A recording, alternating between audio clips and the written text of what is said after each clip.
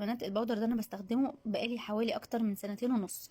بودر مزيل للعرق، هو مش مضاد للعرق، يعني بيخليكي تعرقي عادي، لكن استحاله تلاقي ريحه عرق خالص طول اليوم. انت حطيه مثلا، انت خدي الشاور وحطيه على طول، طول اليوم مفيش ريحه نهائي. هتنامي وتصحي برضو مفيش ريحه خالص خالص خالص، وهدومك هتفضل زي ما هي.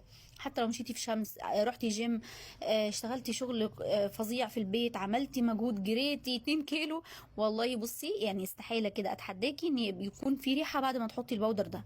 فظيع فظيع فظيع، اي بنت جربته والله حقيقي ما بتستغناش عنه تاني، وانا نموذج يعني. لا ربنا يخلي لنا ريحانة.